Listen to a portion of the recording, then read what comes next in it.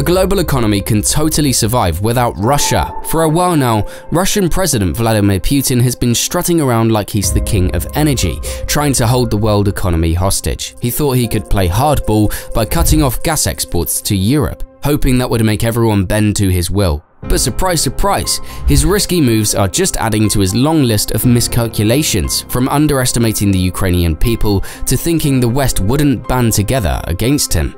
Russia provided 83% of Europe's gas needs in 2021. Roughly half of Russia's government income comes from its national exports of 200 billion cubic meters of piped gas and 7 million barrels of oil per day to other countries. Russia's commodity sales were even more significant in global supply chains. Europe was dependent on Russia for 46% of its total gas supply, and it was also equally dependent on Russia for other Russian goods like metals and fertilizer. In the short term, Putin will definitely hurt the economies of the European Union member states. But in the long run, Russia will not prevail in this energy war. Putin's actions might simply speed up his nation's energy decline. Putin's actions would simply speed up the collapse of his nation's energy industry and its cherished status as a world energy leader. Apart from the energy sector crisis in Russia, there is also a fall of the ruble and an increase in inflation fears. Just before the war, Russia's interest rate was 20%. In October of 2022, the central bank stopped lowering interest rates due to growing concerns about inflation. In 2023, a greater decrease of the ruble was witnessed. War is becoming more expensive. Additionally, according to the Russian government, the reason industrial production did not decline in 2022 was because arms were produced and military spending was taken into account. Production of automobiles has also been halved, with 300,000 people between the ages of 22 and 50 drawn into the fighting. The GDP has decreased by 0.5%. Reports state that between 500,000 and 1 million people have left Russia since the crisis began, suggesting that the loss of intellectual property and labor will have a substantial long-term impact. Economic stagnation is a political price that Russians must pay for Putin's failure to bring an end to the conflict. Russia finds it challenging to hold on to its hegemony in the oil market thanks to Europe. In fact, the EU countries have now come to the conclusion that Moscow is not a reliable source of energy due to its coercion. Consequently, in an effort to wean itself off on Russian hydrocarbons, Europe is making more efforts, building infrastructure for liquid nitrogen gas at a rapid pace in order to boost imports from Qatar, Australia, and the United States. A number of new LNG terminals, including one in Estonia, Latvia, and Finland, are in the process of opening, and more gas contracts, including those from Algeria and Norway, are being negotiated to boost supplies. Additionally, the EU is working more quickly to establish renewable energy sources. Rather than falling to cold winter, Europe quickly secured other gas supplies by turning its attention to LNG worldwide. This would include approximately 55 billion cubic meters coming from the US, which was 2.5 times more than the US LNG imports to Europe prior to World War II. These different possibilities, when paired with increased availability from nuclear, renewable, and coal sources, have reduced Europe's dependency on Russian gas to 9% of total gas imports.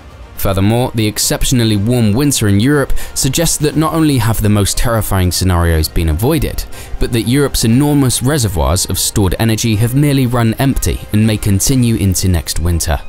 In fact, more than 50% of Europe's gas and over a third of its oil were traditionally supplied by Russia. In January last year, Germany's storage tanks were 91% full, up from 54% the year before, suggesting that the continent will need to import significantly less gas in 2023. According to data from the Wilson Center in the United States, during the first winter after the war, gas consumption decreased by 12.5%.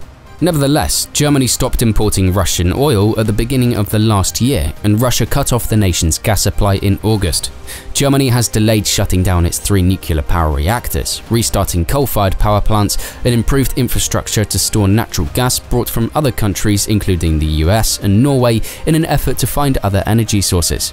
In Davos at the World Economic Forum, WEF, Germany's finance minister, Christian Lindner, asserted that a new liquefied natural gas facility in Germany had been constructed in a record time of about 8 months. He added that other infrastructural projects were being planned. Europe is getting nearer to using renewable energy. The consequences are profound. At least until 2024, Europe is currently assured a sufficient supply of energy.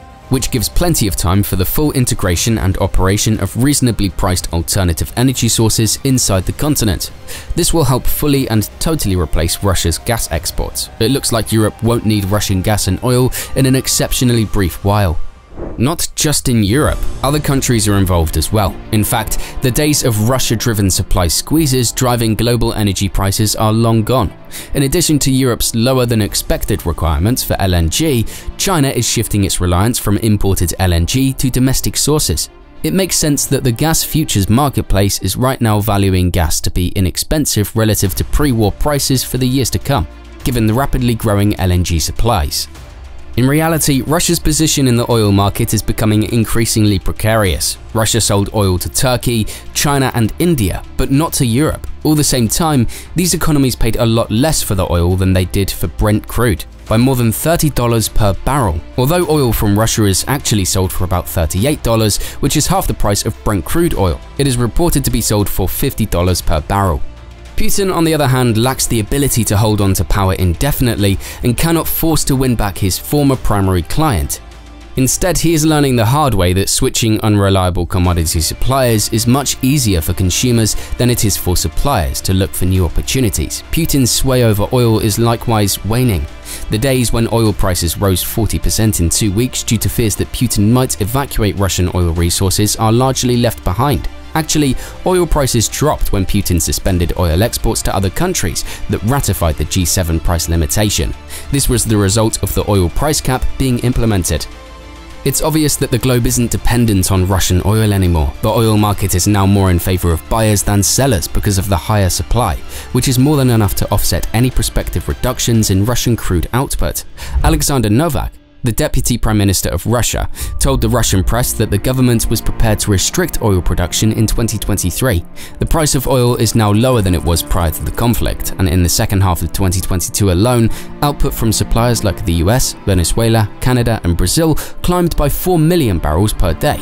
If Russian crude runs out, it will be easily and quickly refilled in a matter of weeks because there is a lot more coming in the coming years. Since the G7 price ceiling forces Russia to choose a lose-lose choice that reduces its energy benefits, its influence has also decreased. China and India, without overtly participating in the cap, make use of it to force a harsh agreement with Russia that offers discounts of up to 50%. As a result, even though India is buying 33 times more Russian oil than it did a year ago, Russia is not making much money given the $44 break-even production costs plus increased shipping costs. But Putin has warned that if he cuts output much further, he will lose every substantial market leadership in an oversupplied oil market and drastically cut his personal incomes at a moment when he is obviously short on funds.